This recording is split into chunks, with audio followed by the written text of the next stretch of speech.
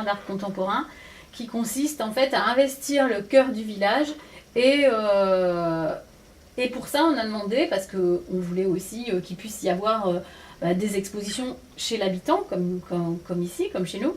Et du coup, on est allé frapper chez les habitants en demandant s'ils voulaient bien accueillir en fait une œuvre artistique chez eux. Donc l'année dernière, c'était la première édition et ça a été un grand succès et qui nous a amené à renouveler cette édition cette année. Cette année, cet événement d'art populaire, d'art contemporain, qui s'appelle Entre chiens et loups, va se dérouler en fait les 25 et 26 mai.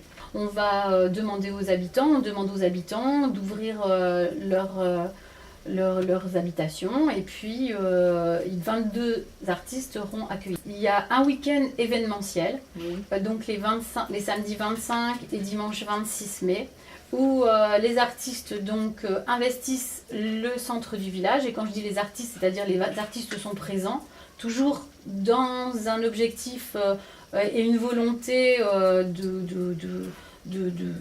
d'échange, de discussion autour de l'art contemporain.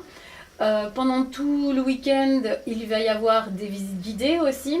Donc ce qu'on appelle en fait des visites guidées entre chiens et loups, qui associe histoire du patrimoine et histoire des œuvres qui sont présentées. Donc il y a tout un parcours qui permet d'aller de lieu d'exposition en lieu d'exposition. Il y a aussi un parcours enfant. Donc ce parcours enfant permet également aux enfants de s'exprimer sur les œuvres d'art qui sont présentées. Et c'est quelque chose qui nous tient vraiment à cœur justement de sensibiliser les enfants à l'art contemporain. Le samedi soir, il y aura une animation festive en fin de soirée qui est avec des vidéoprojections, DJ au milieu de la place, avec guinguettes, de façon à ce que justement créer une ambiance conviviale. L'important en fait c'est de créer une ambiance conviviale tout un week-end autour de l'art contemporain et de façon à ce que le public puisse rester et justement prendre le temps d'aller voir les œuvres, de revenir les voir et de se laisser un peu porter. Créer toute une ambiance avec une dynamique autour dans le centre ancien et avec les lieux d'exposition permet en fait au public de parler art contemporain, de vivre art contemporain, de montrer que l'art contemporain c'est vivant et donc d'aller d'une œuvre à l'autre mais aussi pouvoir y revenir.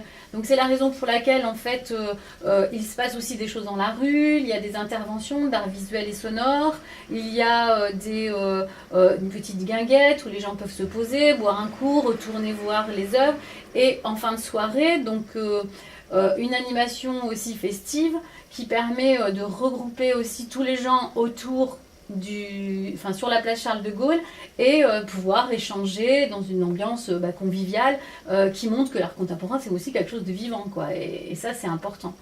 Il y aura aussi des créations en direct, c'est-à-dire que nous avons une artiste qui s'appelle Ariane Fruit qui vient de Paris qui va investir pendant 2 jours l'espace chaufferie de l'espace au 25 RJJ. Et elle va dessiner pendant 2 jours au fusain sur les murs de la chaufferie.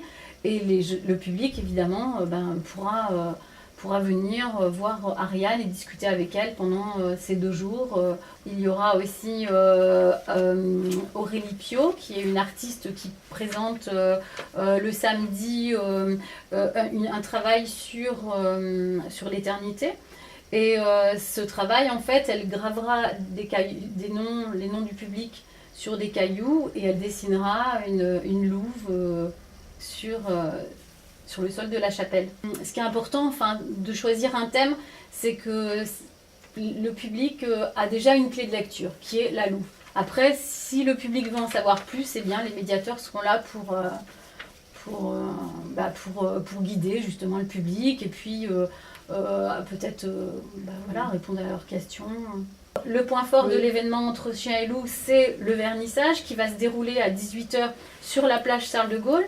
Donc tout le monde se rassemble sur la place Charles de Gaulle. Et cette année, justement, par rapport à l'année dernière, ce qui va se passer, c'est qu'il va y avoir une visite guidée organisée pour fermer symboliquement, donc le samedi, les espaces chez l'habitant, pour rassembler tous les gens sur la place Charles de Gaulle, où là, il va se dérouler effectivement des interventions, de performances, de poésie sonore et la soirée festive. Donc le vernissage, j'espère qu'il y aura énormément de monde. L'année dernière, il y avait déjà beaucoup plus de monde de ce qu'on avait imaginé. Des gens de Loupian très curieux qui se sont approchés avec leurs chaises, ils sont allés chercher leurs chaises. Donc les gens avaient sorti leurs chaises sur la place et ça, c'était assez magique. Et j'espère que cette année, on va vivre cette magie ensemble sur la place Charles de Gaulle le samedi soir.